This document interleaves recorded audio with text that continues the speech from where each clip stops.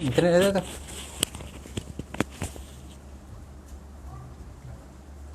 Dah. Assalamualaikum warahmatullahi wabarakatuh. Alhamdulillahirabbil alamin wassalatu wassalamu ala asyrafil mursalin wa ala alihi washabbihi ajmain. Alhamdulillah, apa khabar tuan-tuan sidang penonton yang saya hormati sekalian.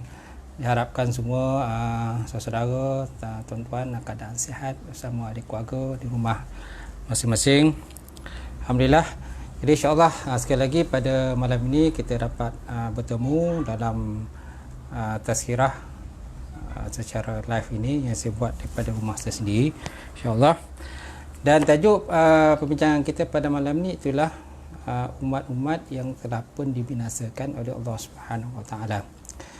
Tuan-tuan, saudara sidang penonton yang sekalian, sesungguhnya dalam Quran Allah Subhanahu Wa Taala telah menyebutkan pada kita terdapat beberapa umat yang terdahululah yang telah pun dibinasakan oleh Allah Subhanahu Wa Taala. Antaranya ialah umat tersebut ialah umat Nabi Nuh alaihissalam, di mana Allah Subhanahu Wa Taala menyebutkan dalam Quran, A'udzubillahi minasyaitonirrajim, walaqad arsalna nuhan ila qaumihi falabisa fihim alfasanatin illa khamsina ama fa'akhazahumut tufanu wa hum zalimun. Maksudnya, dan sesungguhnya kami telah memutuskan Nabi Nuh alaihissalam kepada kaumnya, maka tinggallah ia di kalangan mereka selama 950 tahun. 950 tahun lama Nabi Nuh alaihissalam diutuskan kepada umatnya. Umatnya tadi dibinasakan oleh taufan ataupun banjir besarlah, sedangkan mereka berkeadaan zalim ataupun kufur terhadap Allah Subhanahu Wa Taala. Jadi tuan-tuan yang saya hormati sekalian, jadi Nabi Nuh alaihissalam terangkan dalam Quran sebanyak 43 tempat. Berapa surah yang mulia, banyak sekali yang menerangkannya. Di antaranya seperti surah Al-A'raf, surah Hud, surah Al-Mu'minun, surah Asy-Syu'ara, surah Al-Qamar, dan dalam surah Nuh yang menyebutkan berkenaan dengan kisah Nabi Nuh dan kepada kaumnya. Ahli tafsir telah menunjukkan bahawa antara bilangan orang-orang yang beriman dengan Nuh alaihissalam, ada yang nyatakan bahawa sebanyak 10 orang saja. 10 orang saja yang beriman kepada Nabi Nuh dan beriman kepada Allah Subhanahu Wa Taala. Kemudian mereka itu sama naik dalam bahtera Nabi Nuh, dan yang lain pula menerangkan bahawa bilangan yang beriman dengan Nuh ialah sebanyak 40 orang. So maknanya ada menyatakan 40 orang, ada pula menyatakan sebanyak 80 orang. Ini adalah pendapat yang lebih baik. Mereka selamat daripada tenggelam, maka demikian itulah perjuangan Nuh alaihissalam untuk mengajak mereka beriman kepada Allah Subhanahu Wa Taala dan menghindarkan diri daripada penyembahan kepada selain daripada Allah Subhanahu Wa Taala. Dan dia tinggal selama 950 tahun. Kemudian Nuh hidup setelah kehancuran umatnya dan kaumnya selama 350 tahun lagi kemudian. Maka umurnya kalau nak kirakan sekitar dalam 1350 tahun, masya-Allah kan. 1350 tahun. Ini pendapat yang secara ringkas daripada kitab Taurat, sebagaimana Mubalik yang telah biasa menerangkan cerita yang diterangkan Taurat kerana mungkin dapat dipercayai. Adapun yang kami pasti yang terangkan dalam Quran menyatakan bahawa umurnya palabisa fihim alfa sanatin ila khamsina aman, maka tinggallah dia di kalangan mereka selama 950 tahun. Kalau ikut pada pendapat yang tabar, memang 150 tahun lah berdasarkan pada Quran tadi. Tapi kalau ikut pada pendapat yang terdapat dalam kitab Taurat, pada pandangan daripada kaum yang Yahudi dan sebagainya, di mana menyatakan bahawa umur Nabi Nuh itu ialah sekitar dalam 1350 tahun, tuan. Kemudian apakah ciri-ciri yang terdapat pada kaum ini? ciri-ciri yang terdapat kepada kaumnya itulah mereka ini menyembah berhala. Suatu kaum yang selalu mensekutukan Allah Subhanahu Wa Taala.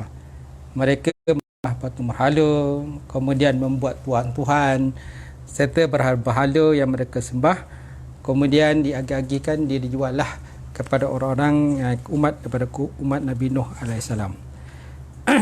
Hasil daripada dakwah Nabi Nuh alaihissalam tadi, tidak ramai yang beriman kepada Allah Subhanahu Wa Taala.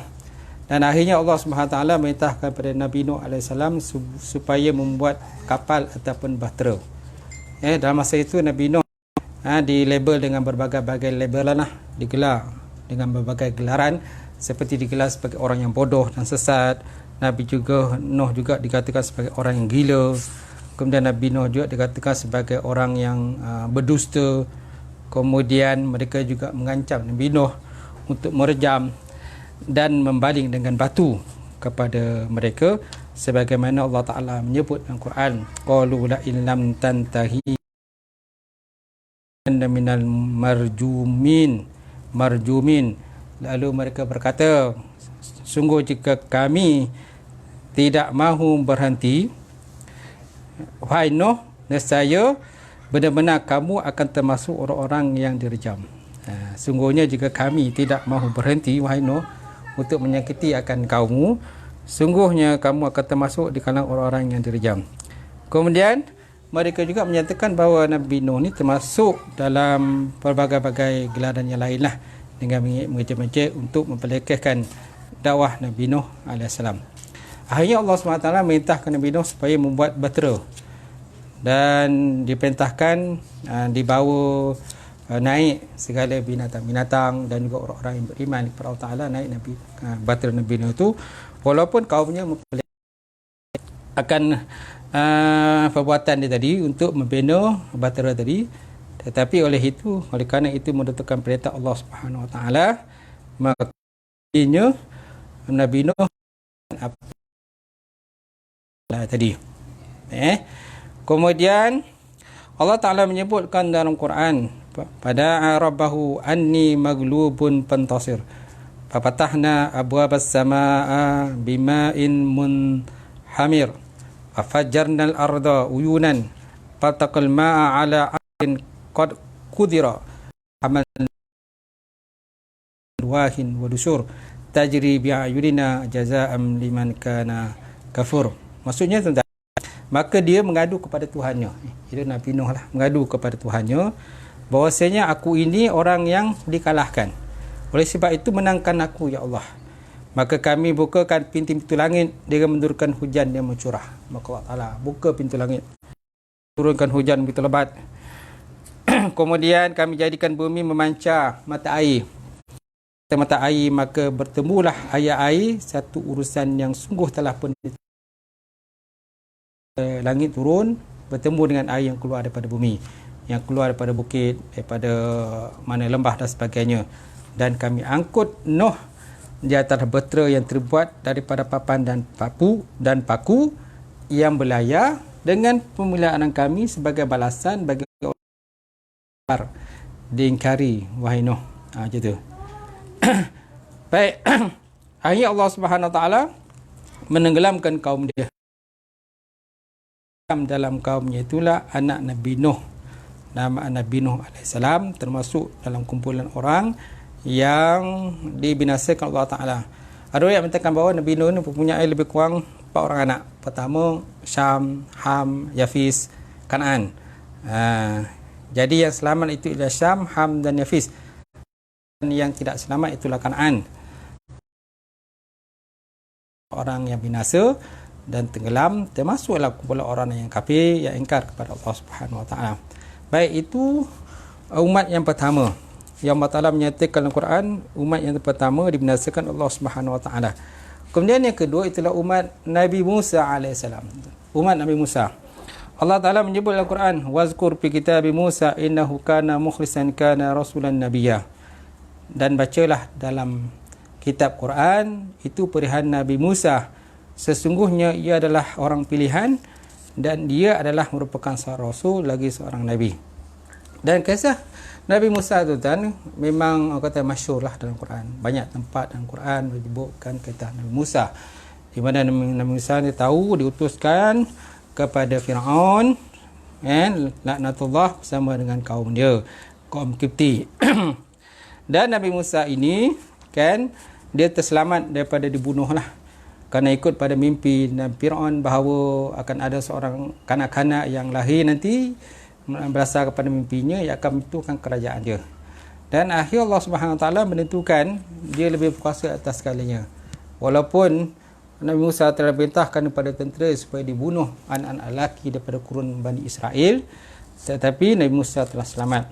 Dan akhirnya Nabi Musa hidup dalam istana Firaun membesar. Itulah kekuasaan Allah Subhanahu Wa Taala itu kan.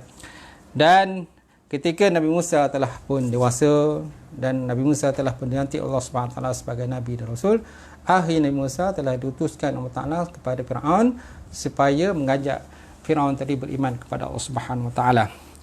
Ada riwayat menyatakan menindas kaum Bani Israel ini selama 400 tahun kan, masya-Allah.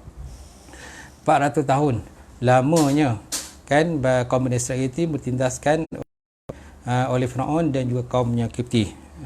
Kaum yang pro pada Firaun itu kaum Kipti, sedangkan kaum Bani Israel. Musa dengan Firaun ni sejarah dia sangat panjang lah. Jadi kita ringkaskan saja tentang kisah Nabi Musa ni, dan hasil daripada dakwah Nabi Musa, Firaun tidak mahu berakhir dengan kaum. Nabi Musa telah membawa keluar daripada bumi Mesir untuk dibawa ke Palestin sejumlah daripada umat Bani Israel. Ada riwayat menyatakan bahawa jumlahnya sangat banyaklah. Kalau lihat di sini, antaranya jumlahnya lebih kurang dalam 600,000 manusia daripada keturunan Bani Israel yang dibawa keluar daripada kota Mesir untuk dibawa kepada Palestin. Kemudian sementara dia punya jumlah tenteranya lebih kurang 1,600,000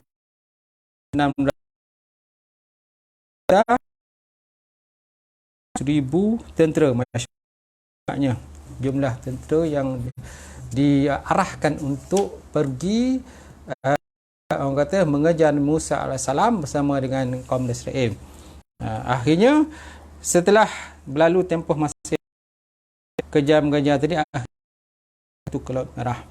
Bila sampai ke Laut Merah, maka kaum Bani Israel pun orang kata masing-masing ragu-ragulah macam mana keadaan ni, selamat kita ni Firaun ni nak serang kita ni, nak bunuh kita, sedangkan depan ni Laut Merah yang terbentang luas.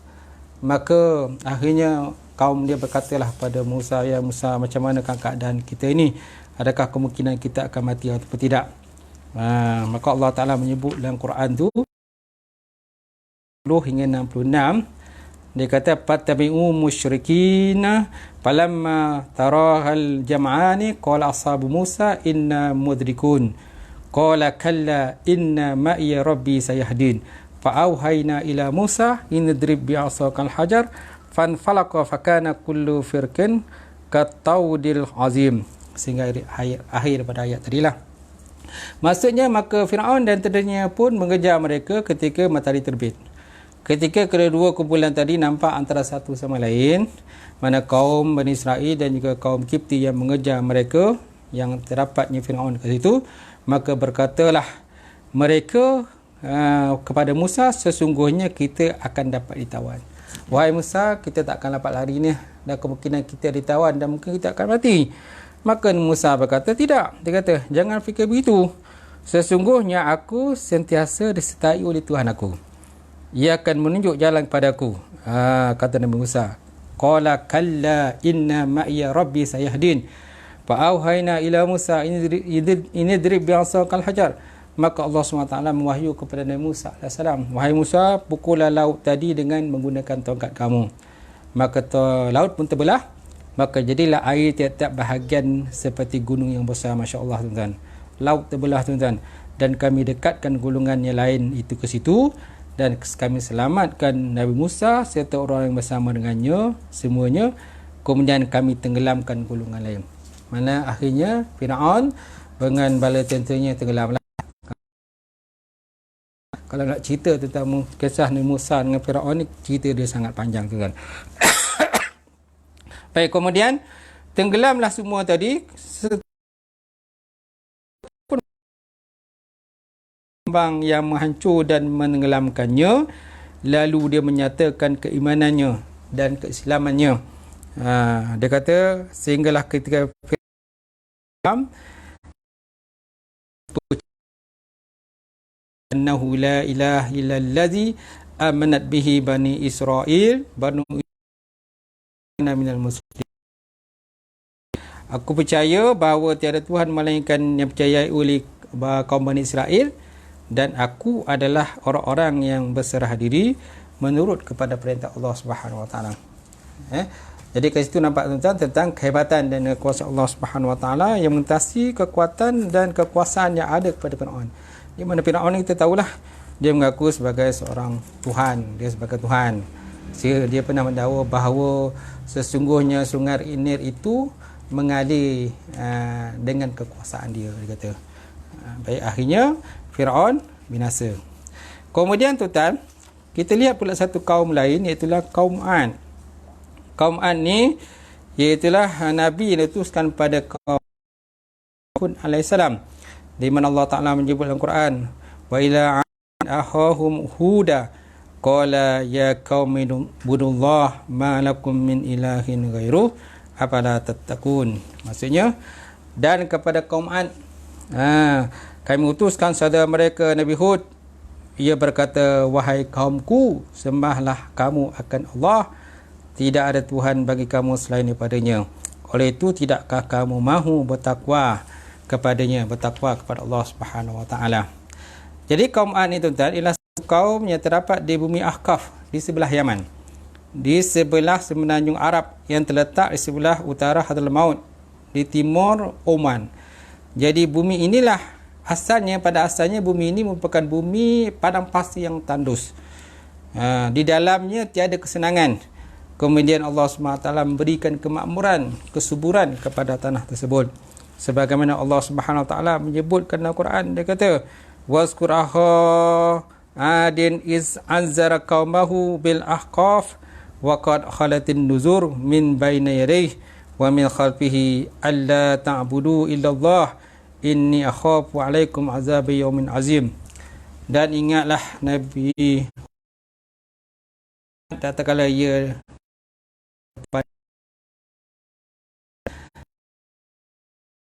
memberi amaran sebelum dan sesudahnya dengan berkata, janganlah kamu menyembah selain daripada Allah Subhanahu Wa Taala, aku azab pada hari yang besar, itulah hari huru-hara. Itulah Allah Ta'ala menguruskan kepada kaum Ad tadilah. Dan kaum Ad ini ialah satu kaum yang mempunyai tubuh badan yang kuat. Mereka berbadan kuat.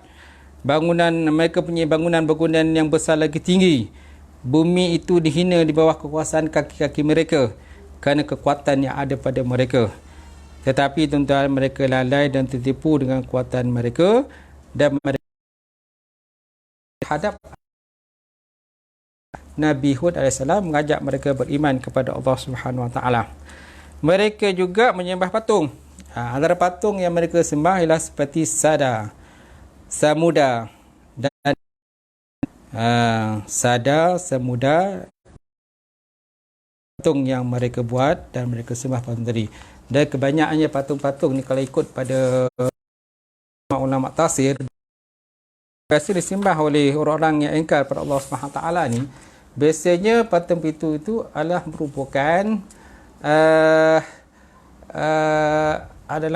orang kata orang-orang yang pemimpin hebat, orang-orang yang termasyhur di kalangan mereka sebelum itu.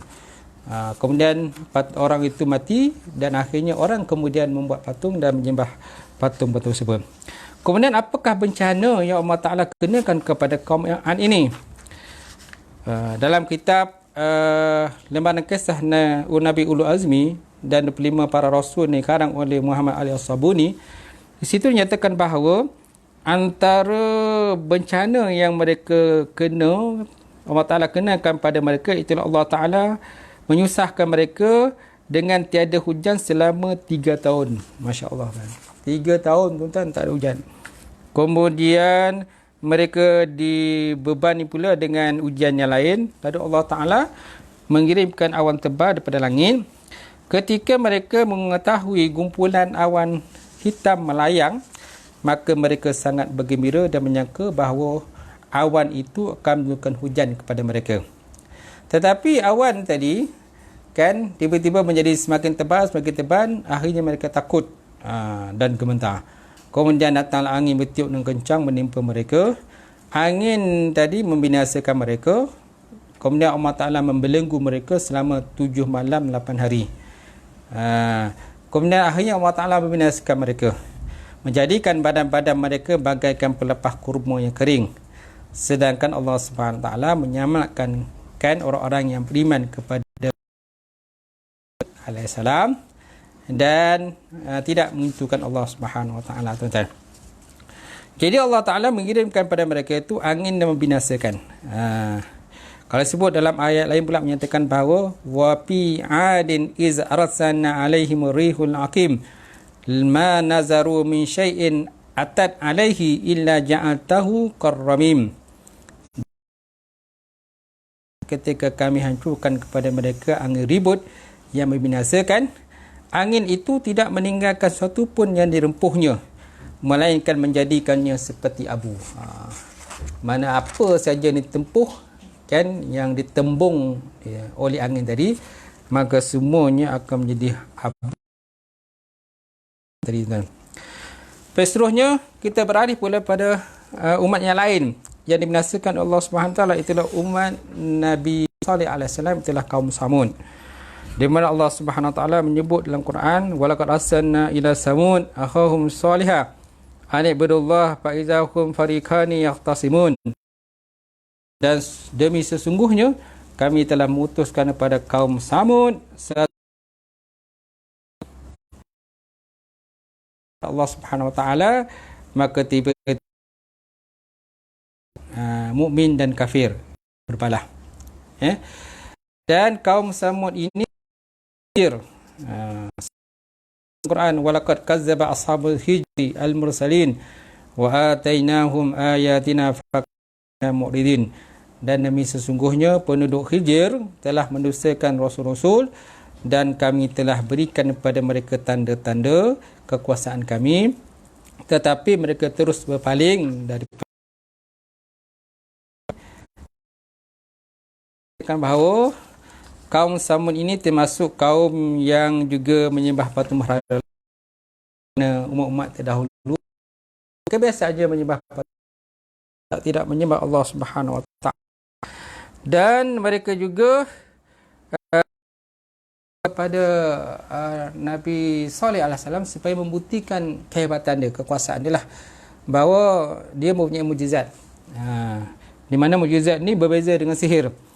Jadi untuk nak membuktikan bahawa apa-apa yang dikatakan oleh Nabi Saleh itu perkara yang benar, maka mereka minta Nabi Saleh supaya mengeluarkan unta daripada celah batu, tuan-tuan. Maka Nabi Saleh pun berdoa kepada Allah Subhanahu Wa Taala supaya Allah Taala memberikan ataupun mengeluarkan unta daripada celah batu. Maka dengan izin Allah Subhanahu Wa Taala, makalah keluarlah unta daripada celah batu. Kan, unta, seekor unta yang bunting ataupun hamil yang keluar daripada celah batu. Kan? Jadi apabila mereka melihat kepada kejadian tadi, kan, ada yang beriman dan ada yang tidak beriman. Dan kebanyakannya masih lagi engkar dan mereka menganggap itu merupakan sihir yang dilakukan oleh Nabi Saleh di hadapan mereka lah. Dan Allah SWT menyebut dalam Quran, inna hazihi naqatul laha syirbun walakum syirbu yaumin ma'lum. Nabi Saleh berkata, ia adalah seekor unta betina, baginya giliran untuk mendapat air, dan kamu mendapat giliran pula pada hari tertentu. Jadi oleh kerana unta tadi bila dah dikeluarkan dari batu dan hidup makan dan minum. Jadi bila memerlukan pada makan dan minum, kan, jadi mereka terpaksa bergela lah dengan unta tadilah. Jadi kaum Samud terpaksa bergela dengan unta tadi, kan. Ada masanya unta kena minum dan pada satu sumur atau perigi yang telah ditentukan, dan ada masanya kaum Samud pula mereka akan mengambil air untuk kegunaan dan juga tanah. Akan para pemuda mengikut giliran sebagaimana ditetapkan oleh Nabi sallallahu alaihi wasallam. Tetapi lama kelamaan timbullah perasaan hasad dengki di kalangan mereka, dan akhirnya mereka membuat perancangan untuk membunuh unta tersebut. Akhirnya mereka pun membunuh unta tersebut. Setelah mereka membunuh unta tersebut, maka Nabi Saleh berkata, ingatlah bahawa nanti akan datanglah ancaman dan juga azab daripada Allah Subhanahu Wa Taala. Maka Nabi Saleh berkata, fa'akaruha faqala tamatta'una fi darihim salasata ayyam zalika wa'dun ghairu makzum. Mereka kemudian menyembelih unta itu, lalu berkatalah Nabi Saleh kepada mereka, bersenang-senanglah kamu di tempat masing-masing selama 3 hari. Tempoh yang demikian itu iaitulah satu janji yang tidak dapat didustakan. Satu janji yang tidak dapat didustakan. Jadi ayat itu menunjukkan bahawa Nabi Saleh memberi ancaman kepada kaumnya, disebabkan mereka telah membunuh unta yang telah pun dikeluarkan oleh Allah SWT pada jalan batu. Maka Nabi Saleh kata, kamu akan bersiap dalam masa 3 hari lagi. Lepas 3 hari nanti kamu semua akan matilah. Maka Allah Ta'ala mengirimkan batu pada langit kepada orang-orang yang bermaksud membunuh Saleh untuk menumpas dan menghancurkan mereka sebelum kaum mereka dan juga pengikut mereka. Sebenarnya tuan-tuan, dia bukan kepada kaum dia, malahan Nabi Saleh juga menjadi sasaran kepada kaumnya, dan mereka juga merancang untuk membunuh Nabi Saleh. Ibn Qasir menyebutkan bahawa pada hari pertama wajah-wajah mereka menjadi kuning, hari kedua wajah mereka menjadi merah, hari ketiga wajah mereka menjadi hitam, sebagaimana peringatan Saleh kepada mereka. Maka semasa pada hari terakhir bersamanya terbitlah matahari, maka datanglah teriakan ikan daripada mereka bergoncang, jiwa-jiwa mereka berantakan, tempat-tempat bergerak, kan, bersama berteriak minta tolong. Maka mereka dan kampung halaman mereka bergelimpangan mayat-mayat, semuanya lenyap hingga tidak ada sedikit pun yang bergerak. Maka Allah Ta'ala dalam surah Asy-Syam ayat 14 hingga 15, padam alaihim rabbuhum bizambihim fasawwaha wala yakhafu uqbaha. Lalu mereka mendustakannya serta menyembelihnya, maka Tuhan membinasakan mereka, kan, disebabkan dosa mereka, serta ia meratakan azab itu meliputi mereka, dan Allah Ta'ala tidak menghiraukan kesudahan mereka yang demikian. Kerana itu adalah balasan yang paling adil yang dikenakan pada mereka. Jadi kehancuran mereka itu dengan berbagai sisaan, petir yang menghancurkan mereka, teriakan yang menyeksa mereka, gempa bumi yang menggoncangkan mereka, sehingga binasalah mereka semua.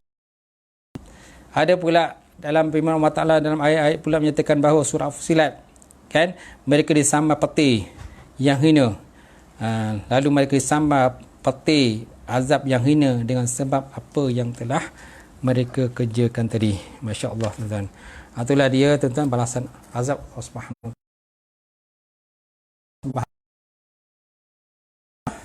kenakan kepada orang-orang yang ingkar terhadap janji-janji Allah Subhanahu Wa Taala. Kemudian kita beralih pada kaum seterusnya, itulah kaum Lut, kaum Nabi Lut alaihissalam. Allah Taala menyebut dalam Quran, walutan iz qala liqaumihi atatuna al-fahishah wa antum tubsirun innakum la ta'tuna ar-rijal syahwatan min dunin nisa bal antum qaumun tajhalun. Dan Nabi Lut juga tak kala dia berkata pada kaumnya, patutkah kamu melakukan perbuatan yang keji, nampak kejinya kamu mendatangi lelaki bukan perempuan kerana memuat nafsu syahwat. Kaum yang batil. Dan kisah Nabi Lut ini adalah satu kisah yang masyhur, yang biasa ya kita dengar kisah Nabi Lut ni, di mana kaum Nabi Lut kita tahulah mana kaum lelaki itu mendatang lelaki. Mereka melakukan hubungan seks lelaki. Walaupun ada kaum perempuan pada masa itu kan tak ada. Malahan Nabi Lut juga pernah menawarkan anak dia yang perempuan kepada kaum dia untuk mereka kahwini. Tetapi mereka menolak. Yang mereka suka ialah kaum lelaki berbanding dengan kaum perempuan. Tak tahulah tentang kenapa yang berlaku begini. Mungkin itulah ketentuan Allah Subhanahu Wa Taala terhadap kaum tadilah. Baik. Dan kisah Nabi Lut ini dirakamkan dalam Quran lah. Yang kisah dia antara beberapa, contohnya dalam surah Hud ayat 85. Di mana Allah Taala menurunkan azab kepada kaum Nabi Lut ini, di mana mereka mendatangi lelaki, menghindarkan daripada perempuan. Saat matahari bersinar sampai penduduk kampung dengan orang-orang di dalamnya runtuhlah berantakan, kerana Allah Ta'ala mengajukan mereka dengan berbagai sesiaan. Kampung mereka diterbalikkan, yang di atas ke bawah, kan? Kemudian Allah Ta'ala mengirimkan petir, guruh daripada langit kepada mereka, teriakan yang begitu kuat daripada langit. Kemudian mereka dihujani dengan batu kerikil panas yang berbondong-bondong, mana jumlah yang banyaklah, yang dihentam dengan hujan batu daripada langit, hasil daripada perbuatan mereka, kan, engkar terhadap ancaman dan juga perintah daripada Allah Subhanahu Wa Taala. Maka Allah Subhanahu Wa Taala menyebut dalam Quran, falamma jaa amruna ja'alna 'aliyaha safilaha wa amtarna 'alaiha hijaratan min sijilin mamdud. Ayat surah Hud ayat 82. Maka apabila datang perintah kami jadikan negeri kaum Lut itu tunggang terbalik, dan kami hujani batu-batu daripada langit, kan, batu-batu tanah yang terbakar, dibaling, dihujani bertubi-tubi terhadap kaum tadilah. Kemudian Allah Ta'ala juga menyebut dalam Quran surah Hijr ayat 73-74, fa'akhazadhum say'atu musyrikin faja'alna 'aliyaha safilaha wa amtarna 'alaihim hijaratan min sijil. Akhirnya mereka dibinasakan oleh letusan suara yang menggemparkan bumi ketika matahari terbit. Maka kami jadikan negeri kaum Lut itu tunggang terbalik, dan kami hujani atasnya dengan batu-batu, kan, daripada tanah yang terbakar. Ada orang yang mengatakan tanah daripada api neraka lah yang dilontarkan kepada kaum tadi. Maka hancurlah kaum tadi. Sangat menggerikan, tuan-tuan. Kalau kita adalah masa itu, tak tahu nak cakap apalah. Kemudian isteri Nabi Lut binasa bersama dengan orang yang hancurkan, kerana dia tidak beriman kepada Allah Ta'ala. Isteri juga, ini Nabi, tuan-tuan, Nabi, tapi isterinya tidak mau dengar cakap dia. Maka dia timpa sesaan yang telah menimpa mereka. Dia seorang isteri yang tidak berguna, kerana Allah Subhanahu Wa Taala telah memberi janji akan menghancurkan orang-orang yang kafir. Allah Ta'ala menyebut dalam Quran, fa'anjainahu wa ahlahu illam ra'atahu kanat minal ghabirin. Maka kami selamatkan dia dan keluarganya serta pengikut-pengikutnya, melainkan isterinya, ia adalah daripada orang yang dibinasakan. As-Sahili menyatakan bahawa isteri Lut bernama Walihah, dan Allah Ta'ala menyelamatkan Lut bersama dengan dua anak perempuannya daripada kebinasaannya, daripada kebinasaan. Dan anak perempuan itulah yang ditawarkan kepada kaum dia, ketika kaum dia tadi meminta supaya tetamu yang datang, iaitulah malaikat datang kepada rumah, menuju, ketika malaikat keluar ke sisi Ibrahim menuju kepada Nabi Lut, mereka masuk ke rumah Nabi Lut, dan mereka nampak pemuda-pemuda yang cantik, yang bagus, yang mereka tak tahu itu ingat manusia, tetapi rupanya malaikat yang datang. Malaikat datang yang diutus oleh Allah Ta'ala, tujuannya untuk menghancurkan kaumnya. Itulah kaum Lut, tuan-tuan. Baik. Kemudian sikit lagi, dan akhirnya kita masuk kepada satu lagi. Sebenarnya ini untuk, orang kata ini untuk siri yang pertama. Siri pertama berkenaan dengan tazkirah umat-umat yang dibiasakan Allah Subhanahu Wa Taala. InsyaAllah akan datang kita masuk siri yang kedua pula. Ada lagi umat yang lain. Jadi pada malam ni kita berkongsi beberapa umat. seperti umat Nabi Nuh tadi, kemudian umat Nabi Musa alaihissalam, kemudian umat Nabi Nabi Hud alaihissalam, kemudian umat Nabi Saleh, kemudian umat Nabi Lut, dan akhirnya pada malam itu umat Nabi Syuaib alaihissalam. Dan insya-Allah akan datang kita berkongsi lagi akan umat yang lain seperti Ashabul Qaryah, Ashabul Ukhdud, Ashabul Aikah, Ashabul Ras, Ashabul Tuba, kemudian Ashabul Sama. Itu juga termasuk umat yang dibinasakan Allah Subhanahu taala. Jadi pada malam ini untuk yang keenam ini ialah umat Nabi Syuaib alaihissalam. Di mana Allah Taala menyebutkan Al-Quran, wa ila madiyahum syu'aiba qala ya qaumi ibudullaha ma lakum min ilahin ghairuh. Dan kepada penduduk Madian kami utuskan kepada mereka Nabi Syuaib, lalu berkata, wahai kaumku, sembahlah kamu akan Allah Taala, tiada bagi kamu itu Tuhan selain daripadanya. Dan dalam Quran juga menyebut banyak kalilah berkenaan dengan kisah Nabi Syuaib, seperti dalam surah Al-A'raf, surah Hud, surah Asy-Syu'ara dan surah Al-Ankabut. Allah Ta'ala menyebutkan dalam surah Asy-Syu'ara berkenaan dengan Nabi Syuaib ini, kazzabat ashabul aikah al-mursalin iz qala lahum Syuaib alla tattaqun. Demikianlah juga penduduk Aikah telah mendustakan rasulnya yang diutuskan kepada mereka. Tak terkala Nabi Syuaib berkata kepada mereka, naklah kamu mematuhi perintah Allah Ta'ala dan menjauhi larangan dia. Dan penduduk yang diutuskan ataupun yang berada di bawah Nabi Syuaib ini ialah penduduk Madian. Di mana penduduk Madian ini kita tahulah penduduk yang pakar dalam bidang pertanian. Mereka menjadi penduduk yang hidup dalam keadaan senang lenang dengan pelbagai nikmat yang diberikan Allah Ta'ala hasil daripada kepakaran mereka dalam bab pertanian. Kemudian tetapi mereka tidak memenuhi perintah Allah Subhanahu Wa Taala, janji Allah Taala, di mana mereka mengubah kehidupan mereka daripada beriman Allah Taala kepada kufur kepada Allah Subhanahu Wa Taala. Antara sifat-sifat yang ketara kepada kaum Madian ini ataupun Ashabul Aikah ini, iaitulah mereka ini mengurangi akan timbangan, takaran ataupun timbangan, di mana mereka dalam urusan jual beli dan sebagainya biasa mereka akan ada buat penipuan daripada timbangan-timbangan kan, bahan-bahan hasil daripada tanaman yang mereka buat. Dan Nabi Syuaib telah menegur sikap mereka supaya mereka adil di dalam apa saja bentuk jual beli ataupun timbangan yang mereka uruskan dalam kehidupan mereka. Tetapi Nabi Syuaib telah dipelekehkan, dan mereka menghina Nabi Syuaib dan sebagainya. Dan mereka juga menyebut bahawa masalah sebut, contoh masalah sebut dalam Quran, dia kata qalal mala'ul ladzina istakbaru min qaumihi lanukhrijannaka ya Syuaib walazina amanu ma'ahu min qaryatina aw la ta'udunna min millatina awalau kunna karihin. Ketua yang sombong kepada Nabi Syuaib berkata, sesungguhnya kami akan mengusirmu wahai Syuaib dan orang yang beriman kepadamu daripada negeri kami, atau kami berpindah kepada agama kami, atau kamu berpindah pada agama kami.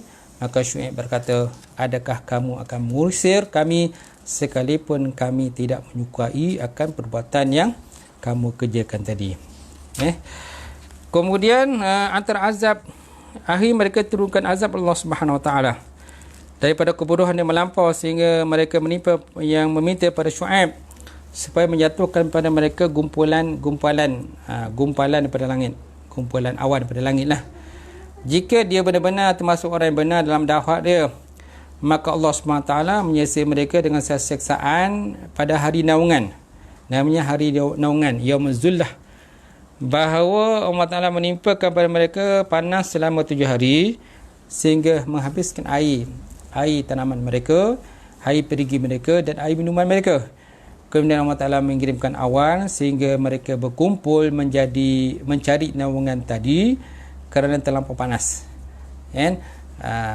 Jadi bila Allah Ta'ala telah mengeringkan air yang terdapat di kawasan mereka dengan periginya, dengan sungai, semua kering, akhirnya Allah Ta'ala mengirimkan awan di atas kepala mereka dan mereka berkumpul di bawah awan tadi dengan tujuan supaya menghilangkan daripada kepanasan.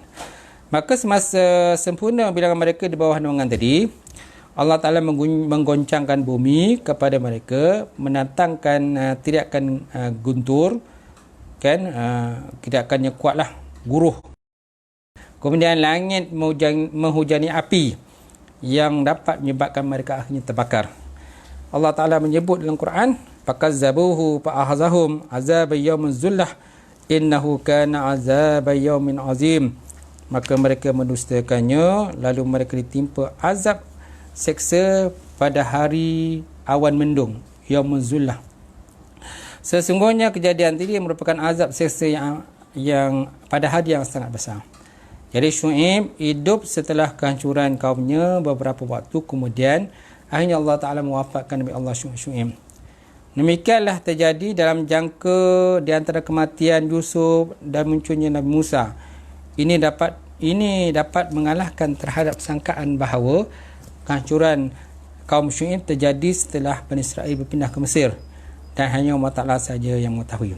Jadi tuan-tuan, kat situ saya dah nyatakan bahawa terdapat beberapa kaum yang hanya dihancurkan Allah Ta'ala, kan, yang mudah-mudahan dengan cerita dan kisah saya bawa tadi, insya-Allah mudah-mudahan dapat berikan kita sikit sebanyak orang kata iktibar dan juga pengajaran supaya kita menjadi orang-orang yang patuh dan taat kepada Allah Subhanahu Wa Taala di atas segala perintahnya dan arahan dia, dan sama-samalah kita menjauhkan diri kita daripada dosa dan juga maksiat yang boleh mengundang balak dan percaya Allah Ta'ala sebagaimana yang berlaku pada kaum-kaum tadilah, seperti kaum Nabi Nuh AS banjir, kemudian kaum Nabi Musa ditenggelamkan, kaum Kipti ke Firaun, kan, kemudian kaum Ad pada kisah Nabi Hud, kemudian kaum Samud pada kisah Nabi Saleh, kemudian kaum Lut kepada kisah Nabi Lut, kemudian kaum Ashabul Aikah ataupun kaum Madian sebagaimana kisah dalam kisah Nabi Syuaib AS. Jadi mudah-mudahan dengan kisah saya bawa tadi insya-Allah dapat berikan macam kita insya-Allah. Dan kalau ada masa keizan Allah Ta'ala akan datang, kita masuk lagi sambungan pada kisah yang lain, iaitulah seperti kisah Ashabul Qaryah, Ashabul Ukhdud, Ashabul Aika, Ashabul Ras, Ashabul Ashabul Saba, kan, Ashabul Tuba dan sebagainya. Ini juga termasuk kaum-kaum yang dimaksudkan Allah Ta'ala. InsyaAllah kita jumpa pada sesi yang kedua. Sekian saja perbincangan kita. Mudah-mudahan apa yang kita bicarakan insya-Allah dapat memberikan tunjuk ajar dan juga pengajaran sini insya-Allah. Kita mohon taufik dan hidayah untuk membuat kebaikan. Sekian. Assalamualaikum warahmatullahi taala wabarakatuh.